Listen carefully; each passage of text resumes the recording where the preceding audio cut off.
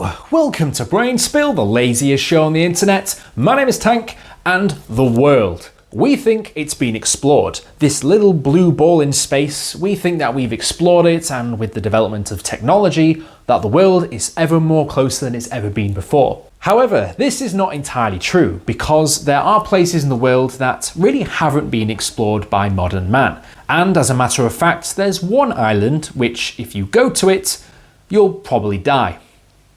Yep, that's what we're talking about today. You may have heard of this island before, mainly because it's been in the news quite a lot over the past few years. It is commonly known as North Sentinel Island. North Sentinel Island, one of the Andaman Islands, an archipelago in the Bay of Bengal, is home to that of the North Sentinelese people, a remote tribe who has been pretty much not contacted by modern civilization for hundreds of years. And as far as we're aware, these people have not left the island really for ever. They've just stayed put, and to be fair to them, they probably did the smart thing doing that, staying away from us rabble of people. In particular, over the past few hundred years, with things such as colonization and the development of technology bringing everyone closer together than ever before, and somehow these people have managed to remain uncontacted. So you may be wondering why this is the case. How come most places on Earth have been explored apart from a place like this? Well, it's worth bearing in mind that the people that live there, the North Sentinelese people, are incredibly aggressive, meaning that anybody that tries to go up to the island will more than likely get attacked if they do, which hasn't really given people many reasons to go there. Also, there's a little thing called the Andaman and Nicobar Islands Protection of Aboriginal Tribes Act of 1956. Yes, that's a real act, which protects native people in the area and around these islands creates a 5-mile nautical exclusion zone, meaning that anybody on the outside world cannot go near these islands or it will be illegal. And that's another reason why these islands and tribes have been so isolated, because people literally are told not to go there. One reason behind this is, like I've already said, if you go to the island, you'll probably get a spear tossed at your chest. But the more pressing reason they do this is for the protection of the people themselves on the islands. These people have been so remote and been so cast out from society for that long, they have not got a natural immunity to a lot of things that we do with modern medicine and just being around other people have managed to build up an immunity to, meaning that if we were to go and visit one of these islands, we would probably bring something along which would probably kill them all. Yeah, they'd probably die of some infection which we're just immune to. It's a very scary thought that you could possibly go to a tribe and wipe out their entire people just because you're carrying some disease or infection which they don't have an immunity to. And, you know, I think it's a good idea that they have these laws in place to make sure that we don't accidentally kill them all. For their sake, and anybody that wants to go to the islands, they decided that implementing these restrictions was in everybody's best interests. And to enforce these laws, the Indian Navy also patrols the area to make sure that people aren't deciding to go to the island when they shouldn't be. So yes, technically the title of this video was not clickbait, because if you go to the island, either you will get killed by the locals or you'll bring something with you which will kill all the locals anyway. Either way, if you go to North Sentinel Island, someone, somewhere is gonna die. With all these restrictions in place, it does get people curious about what life's like on the island, and for people to possibly inspect it further. Well, the difficulty in doing this, and the geography of what we know of the island, is that it's got a lot of coral reefs around it, and the thick canopy of trees makes it quite difficult to observe from the outside. As well as that, the island is estimated to be about 23 square miles, so in the grand scheme of things, it's not a massive island.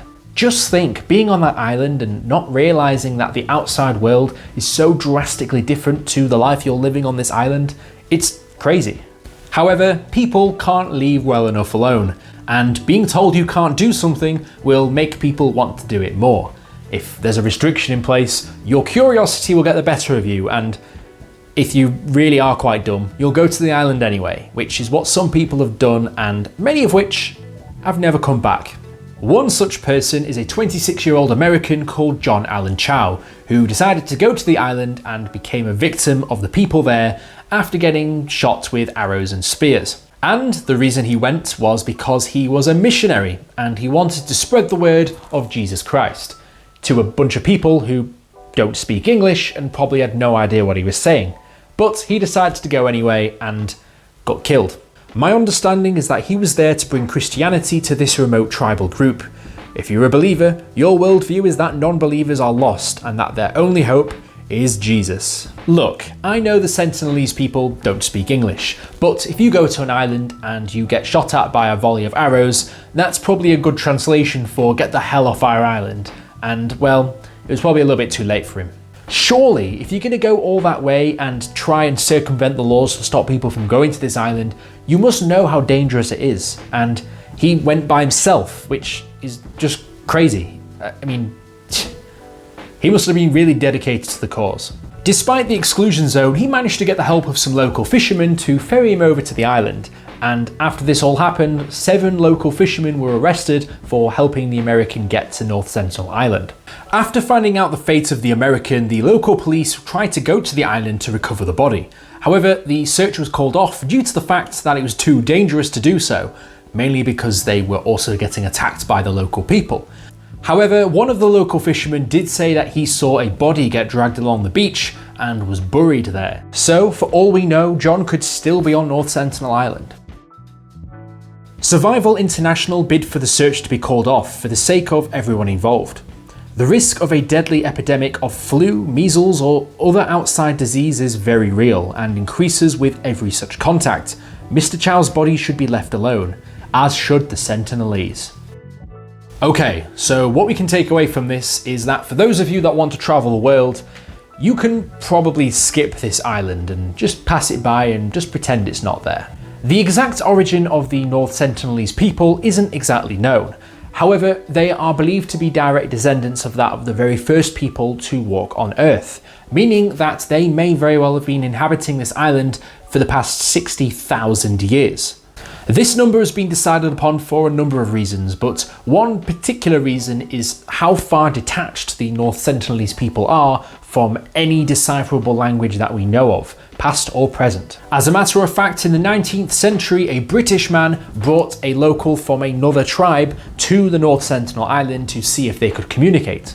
They could not, and they were told that this language was so detached from what they knew, then they must have been isolated here for a long time. What's even stranger about this whole thing, as remote as this island may seem, is that the island is only about 30 miles away from Port Blair, a huge Indian city. To highlight the stark difference here, the North Sentinelese people, as far as we're aware, have no knowledge of how to create a fire. However, this is Port Blair. So just 30 miles difference and you've got a complete contrast of lifestyles and how people live. For example, in India, they will have access, of course, to modern agriculture and farming, and the North Sentinelese people likely are foraging off the land and the sea, meaning that, yes, again, that is such a massive detachment of how far that we've progressed that there's a completely different way of living. Just another example as to how detached these people are from the rest of the world. In 1974, a group of anthropologists, some armed police, and also some filmmakers from the National Geographic Channel all went to the island and tried to offer various gifts, such as pots and pans, coconuts, and even a doll. However, as you might expect, they were set upon by the local tribe and got attacked.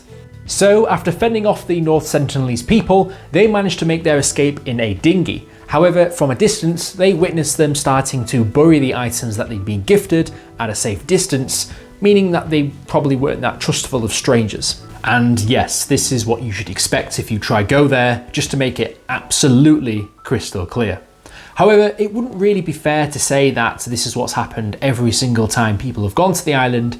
They haven't attacked people every time, just 9 times out of 10. And yes, the inhabitants are well known for being incredibly aggressive and attacking anybody that comes to the island. However, what happens on that 1 out of 10 times where people go and they aren't attacked?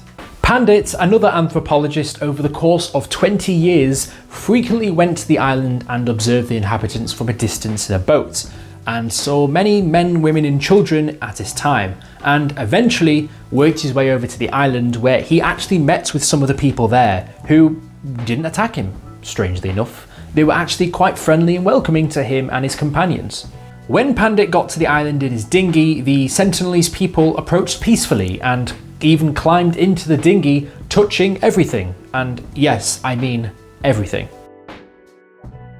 We were puzzled why they allowed us. It was their decision to meet us, and the meeting took place on their terms. We jumped out of the boat and stood in neck-deep water, disturbing coconuts and other gifts, but we were not allowed to step onto their land. They were talking among themselves, but we couldn't understand their language. It sounded similar to languages spoken by the other tribal groups in the area. As a matter of fact, Pandit even commented on the most recent incident in 2018 with the American who died when he visited the island and said the following. During our interactions, they threatened us, but it never reached a point where they went on to kill or wound. Whenever they got agitated, we stepped back. I feel very sad for the death of this young man who came all the way from America, but he made a mistake. He had enough chance to save himself, but he persisted and paid with his life. As fascinating as this all is to get a real insight into what these people are like and how they live day to day, I think it's probably best that they are left well enough alone. Not only because of the massive risks that are posed to not only people approaching the island, but the natives themselves, but I think they've made it pretty damn clear that they don't want anyone going to that island, so maybe we should just respect those wishes. However, despite me saying that, I know for a fact that there will be some vlogger that will probably go to the island and try and make a YouTube video out of it and probably get killed. And no, don't at me. This will probably happen in the future, and you just gotta wait on it. It will probably happen, and don't say I didn't tell you so. The human race just absolutely baffles me sometimes. Anyway, if you like the video, be sure to like and subscribe. If you want to be notified as soon as I upload my next video, be sure to hit the bell button. And if you've got any ideas as to what topics you'd like me to discuss next, let me know down in the comments below. As always, sources used in the video will be in the description. Right, I'm going to go isolate myself from work, and when my boss calls me and asks where I am, I'm just going to fire a volley of arrows at him. Sounds like it works for the Sentinelese people, it must work for me too. I'll see you guys in the next video. Fantastic.